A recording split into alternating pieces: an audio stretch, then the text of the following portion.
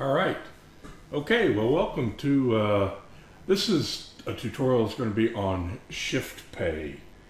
And the reason I came up with shift pay, I actually came up with shift pay back in the early 90s, because I was losing technicians to on-call. I was losing technicians to maintenance jobs where they would be working 9 to 5 or 8 to 4, whatever it was. And I found out back then that techs were, they weren't brought up the way I was brought up, to just work, right? So I was losing good people for this, mainly because of their family. They wanted a specific time. So it's a paradigm shift in the way people live, I guess. Wasn't the way I was brought up, every chance you can, work, basically. So that's my culture. But I have to also understand that not everybody's like me. I don't quite understand why, but anyways, here's what I did when I created the shift pay. I realized that this was going to benefit me, my company, by creating shift pay, because I was just losing too many good guys, and I had to do something to stop this. So, and I realized at that time that I put my technicians as my number one customer, and my paying customer, Mrs. Jones, as my number two customer. Okay, so I want you to understand that that was a paradigm shift that I had in my head. Is I switched who was the number one customer, and here's my justification for that. Is let me just scroll back over here. My number one customer is a technician that's going to bring me in $300,000 a year. My external customer is going to bring me $1,000 a year. That's Mr. and Mrs. Jones. Now, granted, I don't need this number one customer, this $300,000 a year tech, if I don't have my number two customer, the $1,000 a year paying customer.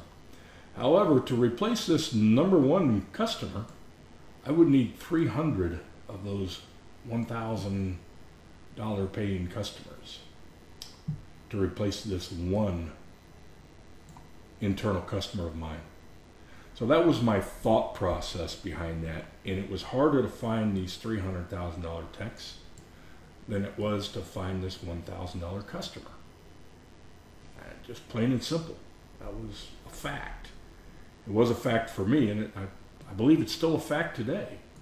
Okay, so I focused my attention on my number one customer and shifted that to my technicians. They are now my number one customer, and my number two customer, Mr. and Mrs. Jones. Okay, that's a paradigm shift, and if you don't like that, you might want to shut this down now, because you're not going to like the rest of what I got to say. All right. So let's go back over here. This is the reason I came up with shifts. I wanted to eliminate the on-call culture in my company. Because the on-call culture in my company was causing technicians to leave me. So I promote no on-call. So what I did by recruiting technicians is I did these things here. Basically, I promoted no on-call when recruiting for technicians. I specifically said in the ad, there is no on-call. I promoted shifts. However, there's a shift. So we hired for shifts, the different types of shifts. Promoted shift plans, how I promoted the shift plans to my existing employees at the time. I'll go through that here. And then saved money, but I actually saved money. This is what I found out. I actually saved money by eliminating overtime. Okay. I saved money by reducing my recruiting cost as well, and I saved money by reducing our training cost. Because think about this. All of these costs are happening, and if you keep losing guys and they're coming in like a revolving door, leaving like a revolving door, you still got to train them. So all that money I'm spending on training to lock these guys in made a big difference. Okay, stable technicians and gave them a balanced family life. Now, my balanced family life is work, brother. But I'm not my technician. Okay? So, and it's not getting any better today that I'm seeing. Okay?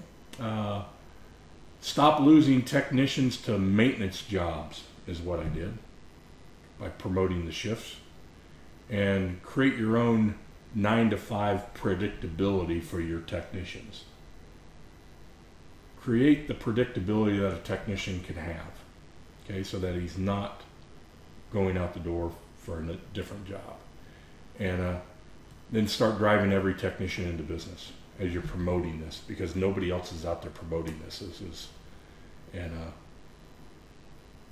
You'll drive in more technicians. You'll save technicians from leaving. So let me just show you about what I did. And I don't have anything planned here. I just pulled up my old shift, and so I'm just going with it with you guys. Okay, so here's what I did. What's this thing say? Owner in a truck. Okay, so you start off with owner in a truck, basically, right? So at 4 techs, that's when I started my first shift, when I had 4 techs.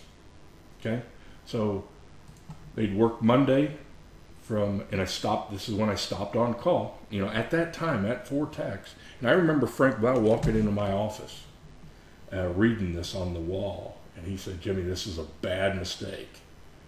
And I cringed when he said that, and I thought he was going to really chew my butt. And that's all he really said. He said, "This is not going to work." I said, I get it. I said, I understand where you're coming from, but I'm losing techs, okay? And I can't get past this 4 tech piece, okay? Because at 4 techs, that's tough. They're on call is every 4 weeks, right? And it was just tough to get past that piece. So I stopped the on call. I said, "Listen, my tech is more important to me," and we did whatever we could to appease customers in the interim. But as we grew, we were able to add more shifts. I want to walk you through the shifts here. And some of you guys are feeling this pain, and this is a paradigm shift thinking here for you right now, so I get that. But you got to be open on Saturday was my main thing, because Saturday became a big day even when we had on call. That guy on call on Saturday was busy all the daggone time. So I wanted a full-time technician on Saturdays. And that's this column right here. So I had 4 guys on a Monday, 4 guys Tuesday, 4 guys Wednesday, 3 guys on Thursday, because as I went through and I looked at my days of the week of where the revenue was coming in Thursday, the least amount of revenue came in Thursday, and the least amount of calls I had. So I took that 1 tech and pushed him to Saturday and created the Saturday shift right off the bat. And how I rolled that out was I had a meeting with all my techs, and I said, "Guys, we're going to open up a Saturday shift where one of you are going to work every Saturday but get a day off during the week." And of the techs, everybody said, "No, I'm not doing it. I'm not doing it." Matter of fact, they were pushing each other towards the front because I had a sign-up sheet. I said, "Guys, I got a sign-up sheet here, and it's going to be first come, first serve. So whoever wants that sheet, go ahead and sign up here. Got any questions about this?" So that means you got to work every Saturday. Yeah, you got to work every Saturday, but you get every Thursday off. I ain't doing that. This is what I was getting, right? So I said, "Oh, I left one important piece out, guys. Again, it's first come, first serve. That shift is paying $5 more an hour. So that's $200 more a week. 3 of the 4 guys signed up for the Saturday shift." Right? So, and actually my brother Joe was the one that signed up for my brother Joe, my older brother, was working for me. And he signed up for the Saturday shift, and he liked to play golf on Thursday. So that worked out great. All right? So that was the start of this shift pay thing. So then I went to 5 techs, okay, and I went to an evening shift. My next shift that I opened up was, and our regular hours were 8 to 5, okay? Just so you can see the shifts here, they were 8 to 5 shifts. And Saturday was an 8 to 5 shift, okay? So then my next shift that I started at 5 technicians, I started the noon to 9. because I wanted to capture the calls from 6 p.m. to 10 p.m. So I hired for a noon to 9 shift, right? And it actually paid a different rate as well. So we're paying $25 an hour for the regular shifts. The Saturday shift paid, I should have put Saturday down here, I'll put it in there right now. Saturday shift paid 30 and the evening shift paid 27. So they paid $2 more to come in at noon and work till 9. All right? So that's what ended up happening. The other thing that happened at this point too is now I had to shift my CSRs. So they worked 3-day shifts. They worked a Monday, Tuesday, Wednesday, and they worked from 7 a.m. to 9. Okay, so that gave them 36 hours a week, basically, for working 3 days and then 4 days off. And then I had a Thursday, Friday, and Saturday shift for CSRs. This wasn't available yet. So basically I had a CSR, DSR at that point when I had 5 techs, right? That's what ended up happening. So those were our shifts. And then I went to 6 techs, okay? And then at 6 techs, I added a Sunday shift. That's when I added Sunday shift on my 6 techs. So I have, Monday I have 5 guys working the 8 to 4 and 1 guy working the noon to 9. I have 5 guys working the 8 to 4, 1 guy working the noon to 9. 5 guys working on Wednesday, the 8 to 4, 1 guy working the noon to 9. On Thursday, I had 3 guys working. Now this is when I opened up the Sunday shift. 3 guys working. 1 guy still working the noon to 9. And where'd those other 2 go, those 5? Well, one of them's on Saturday and one of them's on Sunday now. Okay? So they got that Thursday off. So I was short men on Thursday. But Thursday was still our low call volume day. Okay? And then I had the 5 and the 1 again, back up, so I had full force. I had the 6 guys. And then I had the 1 guy still on Saturday and the 1 guy on Sunday. Then when I went to 7, okay, I ended up adding another guy on Saturday. So this is how I ended up coming into my shifts, okay? Starting my shifts, and this was the thought process that I had as I was coming into the shifts, okay? So the negative behind this, from 10 p.m. to 7 a.m., Monday through Friday, those calls went to the answering service, and the message was, they'll call you in the morning. Okay? Now, Saturday and Sunday, and I know some of you are cringing right now saying, Hamilton, you're a moron. Totally get it. But I didn't have this pain of losing technicians. Okay? So from Saturday and Sunday, 6 p.m. to 7 a.m., went to the answering service. Okay? Now here's what actually happened. If you come down here to the business hours opened, the business hours opened, we were open 86 hours. The business hours closed, we were closed 82 hours.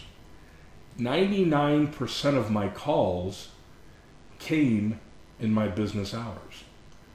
1% of my calls came in the after hours. So yes, I did have calls, but we tracked this. Okay? And that's when my call, 1% of those calls came in.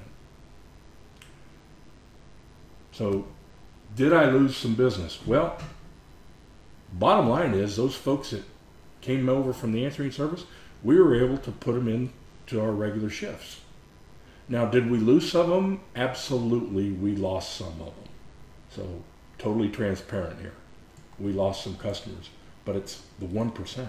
It's actually less than 1% because we booked probably at least half of these 1% back into the schedule. So when you think about it, I lost 0.5% of all of my calls, but my benefit was I was able to keep a steady, happy workforce. Okay? And I wasn't losing guys. It wasn't a revolving door anymore. they had these predictable times that they could work. And that's how it was. So I wanted to share that with you because there is an alternative. If you guys haven't thought about shifts, the promoting of no on call was huge for technicians. We hired them for shifts when we were hiring in, and anybody in the company, if a Saturday guy wanted to go back to the regular shift, he could, as long as we were hiring for another shift. So if I hired for another person, then this guy would be in there and I'd be hiring for the Saturday shift. So I'd be hiring for his replacement. He couldn't go back there till I replaced him. Okay? So they could come off of these shifts. And they understood that. So did I lose guys because of that, because I didn't hire them fast enough? I don't recall a time where I lost a guy going from one shift to another because I couldn't replace a guy on that shift. That doesn't mean it happened, because I wasn't 100% the guy doing the recruiting at some point in time in my business. Okay, my operations manager, my general manager was doing this. But I do want you to understand the structure and the infrastructure of how I came up with this and how you can use this too in your business. And I recommend doing this. I know, Frank, if you're listening, I know you're getting steaming bright red, and I see the cherry on the cigarette happening. Okay, totally get it. I really do. But if you're looking, we're in a different time. I believe we're in a different time here for our technicians. And we're losing guys to industries because of the predictability of their work schedule. And as a business owner, we have to recognize that as a challenge in our business. Just like marketing, getting calls, okay, getting the guys trained. This is no different. We got to make sure the money we're spending on the calls and the training, that we're not losing them anywhere. Okay. Oh, I didn't talk about this Sunday dispatcher shift. That was a gal that I had. Actually, it was a couple of people at some point, but that was a one-day job that they had. They came in on Sunday, and sometimes this person here would fill in when this person couldn't do it. Okay. But this was a person that came in on Sundays, and the order of that business was to make sure that on Sunday, because it was a low call volume day, really was. But we still generated calls, and we were able. That person was to book up Monday and to book up Tuesday, and to make outbound calls for us to fill up our schedules for Monday and Tuesday as well. But also they handled all the cleanup work. They basically cleaned the shop, cleaned the offices while they were there. So, they were paid pretty well for doing that for a one-day job. It was like a subcontractor. I looked at it like somebody had to clean the shop. They put all the invoice packets together because of the light day that they had. But anyways, that's kind of how I used that. And that also happened here on the Saturday. They put the invoice packets together to make sure that we were ready to go for Monday morning when we walked in there. So this went 18 minutes and 22 seconds, probably 30 seconds before I'm done. So if you got any questions, just let me know. And if I've ruffled some feathers, so be it. Just trying to save you guys some agony. All right, guys. Take care.